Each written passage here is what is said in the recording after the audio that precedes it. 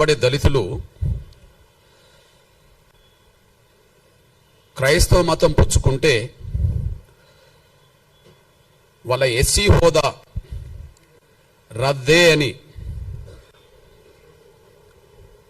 Supreme court ఇచ్చిన తీర్పును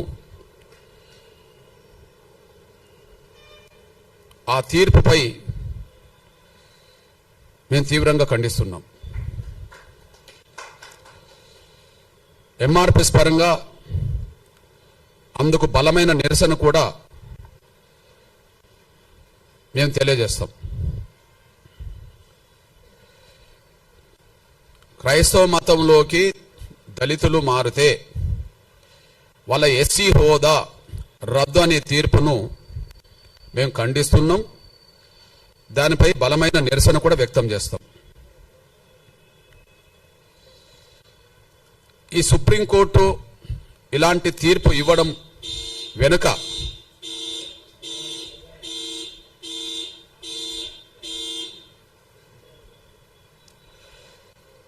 supreme court ఇలాంటి తీర్పు ఇవ్వడం వెనుక 1950 నాడు వచ్చిన రాష్ట్రపతి ఉత్తర్వులను బేస్ చేసుకున్నది. 1950 నాడు వచ్చిన రాష్ట్రపతి ఉత్తర్వులను బేస్ చేసుకున్నట్టుగా ఆ తీర్పు చెప్తున్నది. ఆ ఉత్తర్వులే రాజ్యాంగ విరుద్ధం. ఆ ఉత్తర్వులే వివక్షతో కూడిన ఉత్తర్వులు. ఆ ఉత్తర్వులే రాజ్యాంగ విరుద్ధం. ఆ ఉత్తర్వులు వివక్షతో కూడిన ఉత్తర్వులు. ఈ రెండు తప్పే.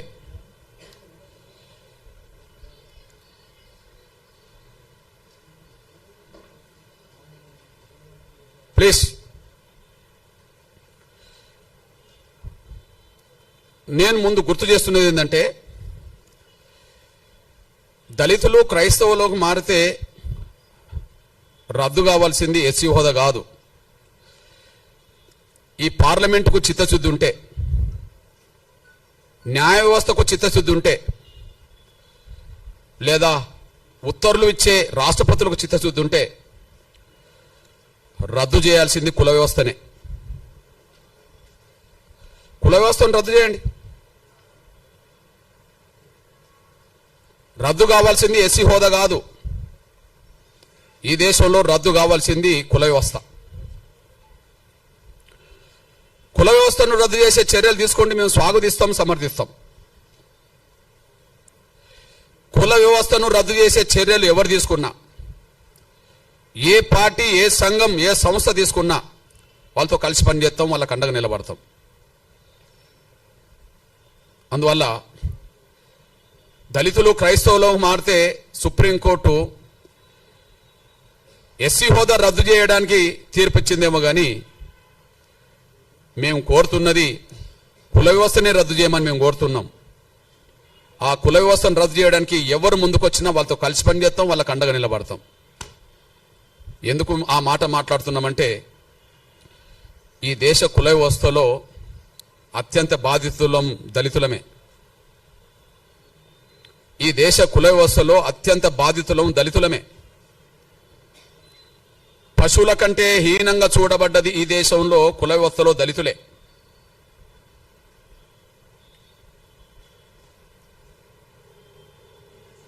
ఈ దేశంలో ఉండబడే ఇతర వర్గాల పౌరులకు ఉండబడే హక్కులు, స్వేచ్ఛ లేనిది దళితులకే.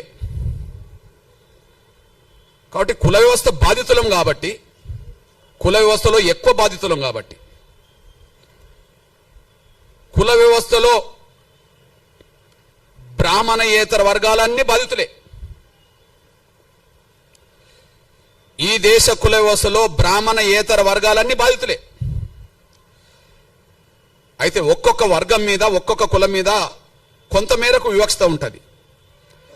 ఏ రెండు కులాల మధ్యలో సాంఘిక సామరస్యత, సమానత్వం లేదు.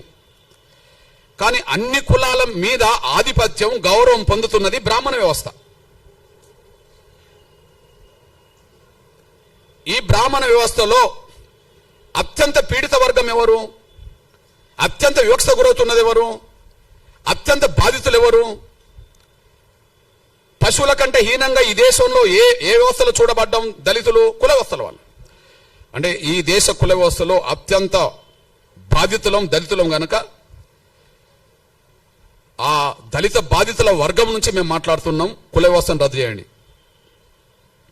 ఎస్సీ హోదా కాదు, కుల వ్యవస్థను రద్దు చేయమని మేము డిమాండ్ చేస్తున్నాం. కుల వ్యవస్థను ఏ పార్టీ సమర్థిస్తుందో బహిరంగపరచమనండి.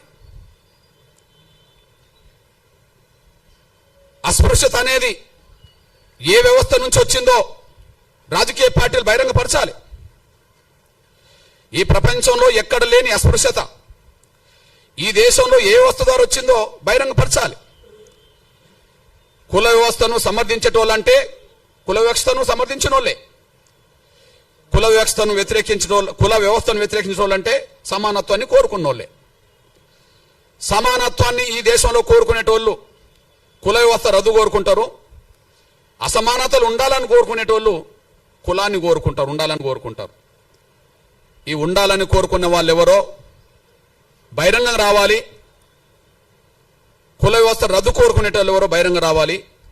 అది సంస్థలైనా వ్యక్తులైనా రాజకీయ పార్టీలైనా ఎవరైనా ఈ విషయంలో బహిరంగ రావాలని డిమాండ్ చేస్తున్నా.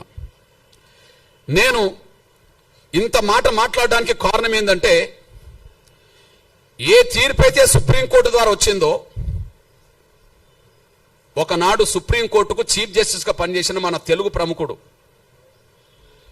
ఒకనాడు సుప్రీంకోర్టుకు చీఫ్ జస్టిస్ గా పనిచేసిన మన తెలుగు ప్రముఖుడు, మాజీ చీఫ్ జస్టిస్ కోకా సుబ్బారావు,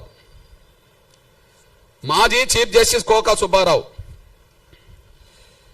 ఈ తెలుగు నేల మీద అంబేద్కర్ గురించి, అంబేద్కర్ భావజాలం గురించి పరిచయం చేసిన మొదటి పుస్తకం డాక్టర్ ఎన్లూరి రాసింది. అది 6 దశాబ్దాల క్రితం వచ్చేసింది, ఇప్పటిది కాదు. 6 దశాబ్దాల క్రితం వచ్చింది, ఇప్పటిది కాదు. దానికి ముందు మాట రాసింది అప్పుడే. నేను ఇప్పుడు మీకు చూపెడుతున్న పుస్తకం ఈరోజు రాసుకున్నది కాదు, ఈరోజు రాసుకున్నది కాదు.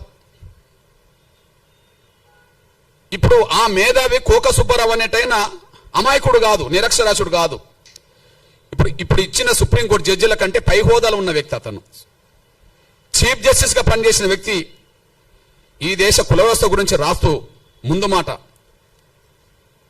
డాక్టర్ అంబేద్కర్ జీవిత చరిత్రకు ముందు మాట రాస్తూ ఏమన్నాడో ఒకసారి గుర్తు చేసుకుందాం. ఆయన మన తెలుగు ప్రముఖుడే, ఉన్నత వర్గాలకు సంబంధించిన వ్యక్తి వెలమ. ఆయన ఏం మాట్లాడిండో చదివినిపిస్తా. హిందూ మతానికి కులతత్వం ఒక వినాశ హేతువు. హిందూ మతానికి కులతత్వం ఒక వినాశ హేతువు. కులతత్వానికి రాజ్యాంగ చట్టంలో ఎలాంటి ప్రసక్తి లేకపోయినా అది ఏదో ఒక రూపంలో తాండవిస్తూనే ఉంది. అది ఏదో ఒక రూపంలో తాండవిస్తూనే ఉంది. చట్టం, సంఘ సంస్కరణ అనేవి 2 కులతత్వ నిర్మూలనోద్యమంలో కలిసి పనిచేయాల్సిన అవసరం ఉన్నది. కుల వివక్షత పాటించద్దని చట్టం చెప్తున్నది. కానీ కుల వివక్షత పాటించద్దని ప్రధానంగా రాజకీయ పార్టీలు, వ్యవస్థ నడిపే సంస్థలు బలంగా ముందుకు రావట్లేదు, దళితులు తప్ప.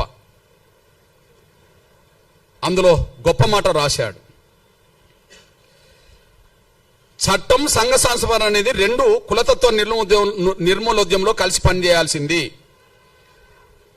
అట్లా పనిచేయకుండా కుల నిర్మూలన జరగదు. అంతకంటే ముఖ్యంగా ఇంకో మాట చెప్తాడు. అస్పృశ్యత అంతం కావాలంటే కుల వ్యవస్థను కూకటి వేలతో కూల్చివేయాలి. అస్పృశ్యత అంతం కావాలంటే కుల వ్యవస్థను కూకటి వేలతో కూల్చివేయాలి. ఎందుకంటే అస్పృశ్యతకు కుల వ్యవస్థే మూల కారణం. ఇది నేను రాసింది కాదు. ఇప్పుడు ఇచ్చిన సుప్రీంకోర్టు జడ్జీల కంటే పెద్ద ఆయన చీఫ్ జస్టిస్ హోదాలో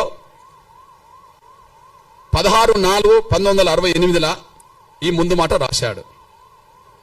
మళ్ళీ చెప్తున్నా, అస్పృశ్యత అంతం కావాలంటే కుల వ్యవస్థను కూకటి వేలతో కూల్చివేయాలి. ఎందుకంటే అస్పృశ్యత కుల వ్యవస్థనే కారణం. కాబట్టి అస్పృశ్యతను తొలగించాలంటే కుల వ్యవస్థ నిర్మూలన జరగాలి. కాబట్టి కుల వ్యవస్థ రద్దు అయితే పోయేదేంది? కుల వ్యవస్థ ఉండాలని ఎవరు కోరుకుంటుంటే బహిరంగ రావాలి. అస్పృశ్యతకు మూల కారణం కుల వ్యవస్థ. కుల వ్యవస్థ రద్దు కాకుండా శాశ్వతంగా అస్పృశ్యత నిర్మూలన జరగదు. ఒక చట్టం మాత్రమే పరిమితం చేస్తే సంఘాలు పార్టీలు పట్టించుకోకపోతే యథావిధిగా కొనసాగుతుంది. మనం చూస్తూనే ఉన్నాం. అట్లాంటప్పుడు కుల వ్యవస్థ రద్దు చేయాల్సిన బాధ్యత ఉన్నది కదా. ఆ మేధావి చెప్పిన మాటకు విలువనివ్వాలి కదా. ఆయన సుప్రీంకోర్టు చీఫ్ జస్టిస్ కదా. రెండో విషయం, మన దేశం బలహీనపడడానికి, మన దేశం ప్రపంచంలో గౌరవాన్ని పొందకపోవడానికి, మన దేశం బలహీనపడడానికి, మన దేశంలో ఉండబడే 140 కోట్ల మందిలో కేవలం భారతీయులమనే ఒక స్పృహ లేకపోవడానికి, కేవలం భారతీయులమనే స్పృహ లేకపోవడానికి కులమే కారణం కదా. ఇది ఈ దేశంలో ఒక మాయని మచ్చ కదా. భారతదేశానికి ఏ వస్త మాయని మచ్చ? భారతదేశానికి ఏ వస్త మాయని మచ్చ? భారతదేశానికి కుల వ్యవస్థ ఒక మాయని మచ్చ. అందుకు సాక్ష్యం మీ దృష్టికి తీసుకొస్తున్నా. ఈ దేశం బలహీనపడ్డది కుల వ్యవస్థ వల్ల. ఒకనాడు అఖండ భారత్లో ఉన్నాం. ఒకనాడు మనం అఖండ భారత్ అని చెప్పుకునే వాళ్ళం. ఇప్పుడున్న భారతే అఖండ భారత్ కాదు కదా. పోనీ పాకిస్తాన్ విభజన కంటే ముందు ఉన్న భారత్ కూడా ఇప్పుడు లేదు కదా.